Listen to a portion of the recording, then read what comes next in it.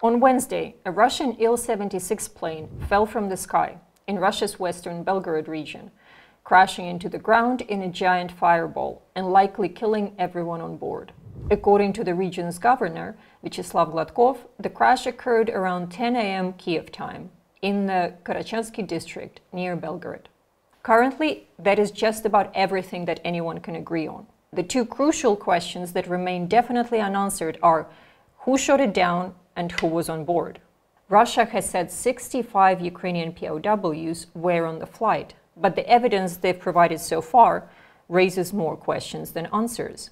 A heated international blame game has already reached the highest levels of the United Nations.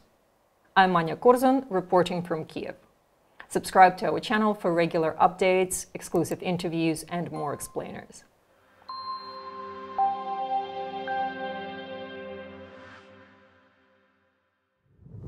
So, who shot it down? Russia is not usually in a hurry to acknowledge that one of its planes has been downed by Kyiv.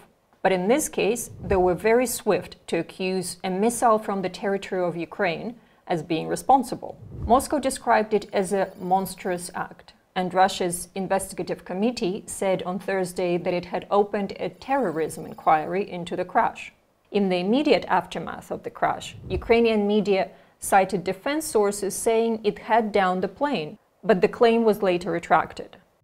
In later statements, officials, including President Zelensky, did not take responsibility for downing the plane and instead called for an international investigation. Ukraine's SBU security service also opened its own criminal probe into the incident. So who was on board of the plane? This is where things get even murkier.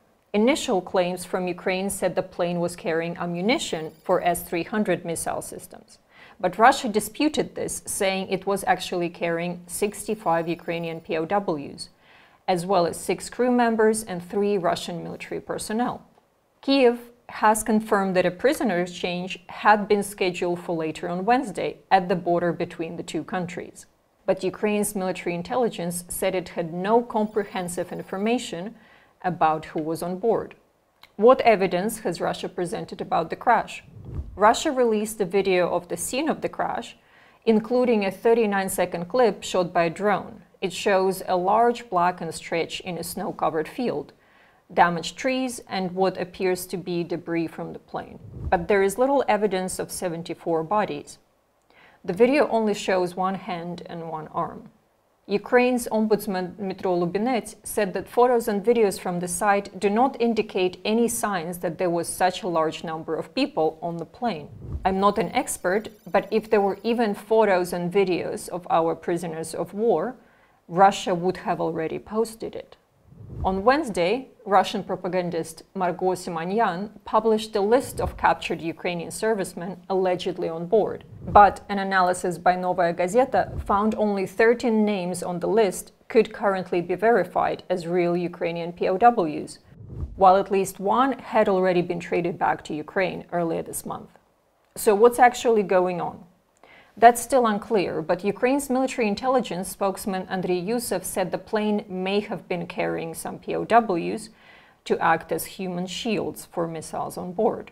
He also raised the possibility of a deliberate provocation, claiming that several high-ranking Russian officials were prohibited by FSB to board the aircraft at the last minute. Yusov added that the names of the officials are known and will be revealed.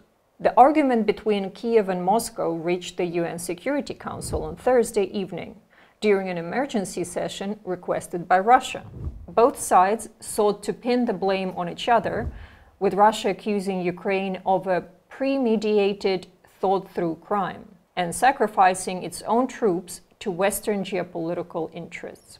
Ukraine's Deputy Ambassador Christina Hayavyshin rejected the accusation, saying that Ukraine was not informed about the number of vehicles, roads, and means of transportation of the captives. She added, "This alone may constitute intentional actions by Russia to endanger the lives and safety of the prisoners." So who's to blame? At this stage, it's not totally clear, but analysts suggest Russia has pounced on the incident to launch a disinformation operation aimed at discrediting Ukraine. The Institute for the Study of War said on Wednesday that Russia was already seizing on the IL-76 crash to sow domestic discontent in Ukraine and undermine Western will to continue giving military support to Ukraine.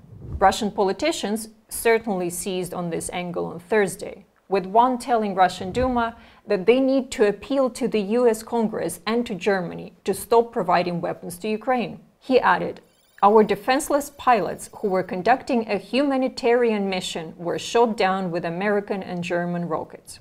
A Moscow-based independent military analyst who requested anonymity to speak freely told AFP, "This is strange business. We might never find out the whole truth."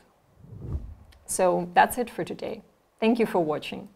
Please be sure to subscribe to our channel, leave us a like and comment so more people can see this video and discover our channel. And I will see you next time.